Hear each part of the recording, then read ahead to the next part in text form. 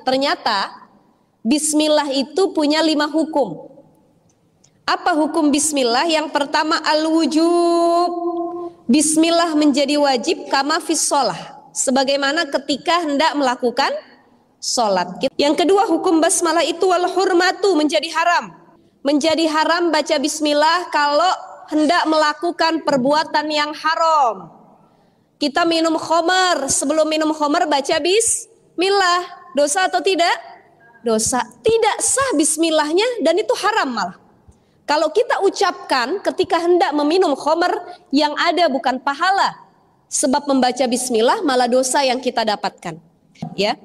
Yang ketiga wan nadmu ala kulli amri dhibalin ay halin yuhtamu bihi syar'an kal wudu wa kata'lifil kitabin nafi'ati kama taqaddama. Bismillah hukumnya menjadi sunnah ketika hendak melakukan perbuatan-perbuatan yang baik ya, yang baik itu tidak menjadi wajib sebagaimana sholat. Misalkan gini, wudu, mau wudu kita baca bismillah itu sunnah. Kalau tadi mau sholat hukumnya wajib. Kalau wudu kemudian mau nulis kitab, mau apa lagi? Menulis kebaikan, mau makan, mau melakukan perbuatan-perbuatan sehari-hari, daily activity itu hukumnya jadi sunnah. Ya. Yang keempat hukum basmalah al-karohah, makruh. Ya, al-karohatu alal makruhi li zatihi, dibenci terhadap sesuatu yang makruh dengan zatnya. Contohnya apa? Kanazri ma yukrohu nazruhu, seperti melihat sesuatu yang harusnya nggak boleh dilihat gitu, dibenci. Al-ibahah, yang kelima hukum membaca bismillah al-ibahah itu mubah, menjadi boleh, menjadi mubah pada sesuatu yang tidak ada kemuliaan di dalamnya. Kan kalau kayak sholat ada kemuliaan di dalamnya ya Bu ya. Karena kelimatain min makanin ila akhor, sebagaimana kita hendak memindahkan barang dari satu tempat ke tempat lainnya. Ibu pengen mindahin tisu. Ini karena soleh banget lisannya, nggak pernah ketinggalan baca bismillah, mindahin tisu aja baca bismillah. Bismillahirrahmanirrahim. Itu orang soleh tuh. Betul nggak? Tutup buku. Bismillahirrahmanirrahim. Alhamdulillah. Jadi kalau mau wudu, niatnya saat membasuh muka. Kita ambil air. Bismillahirrahmanirrahim. Andai kata yang sunnahnya nggak kita ambil ya Bu, kita cuma yang 6 nih rukun wudu. Bismillahirrahmanirrahim. Basuh muka. Nawaitul wudu'a li raf'il hadasil asghari fardhu lillahi ta'ala. Baru kita baca doa-doa pada anggota-anggota wajah. Bismillah menjadi wajib kama fis sholah, sebagaimana ketika hendak melakukan sholat. Kita kalau mau sholat lebih khusyuk baca bismillah dulu. Karena kalau orang lagi sholat biasanya pikiran dan hatinya kemana-mana, tidak khusyuk. Maka sebelum takbir, bismillahirrahmanirrahim. Disunahkannya baca kulhu, kul a'udzu birabbil falaq, kul a'udzu birabbin nas, baru niat. Jadi di sini hukum basmalah menjadi wajib ketika hendak melakukan sholat atau melakukan ibadah-ibadah lainnya, itu diharuskan membaca basmalah. Ibu pengen sedekah baca bismillah. Kemudian lagi mohon maaf, ingin bercampur suami istri bercampur halal atau haram? Halal. Apalagi suami sendiri ya Bu ya. Kalau suami orang baru haram.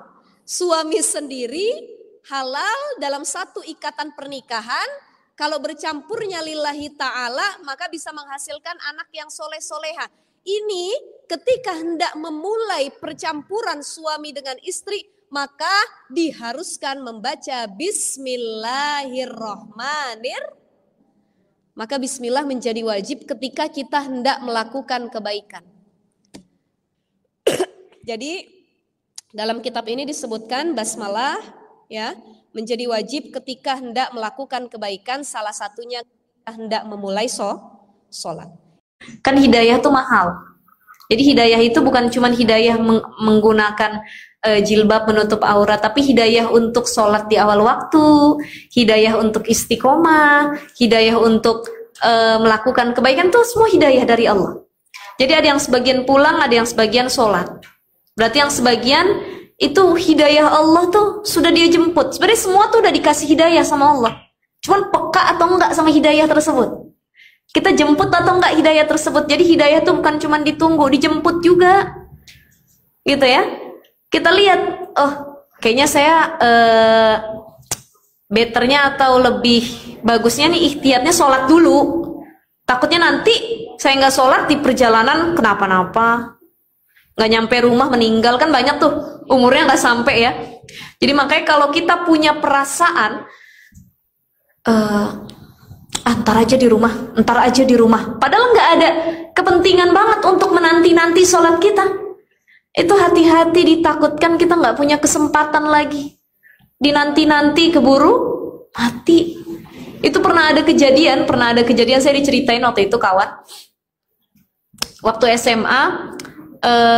Jadi ada satu temennya yang ngajak sholat, yang satu lagi tuh kayak ntar aja deh sholatnya gitu ya, yuk sholat yuk gitu. Dia berdua mau ke musolah di sekolahan SMA-nya.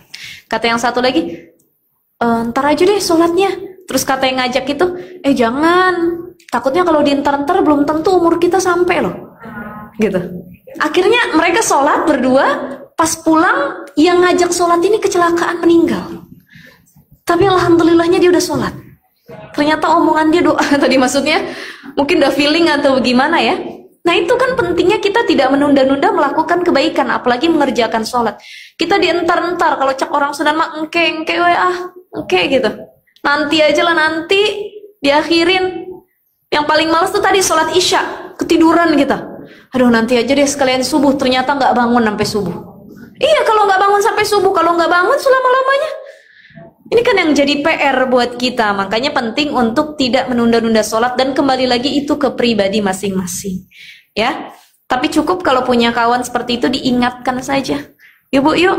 Takut kita nanti nggak bisa ngelakuin sholatnya, udah sekarang aja yuk gitu. Ya, seperti itu ya.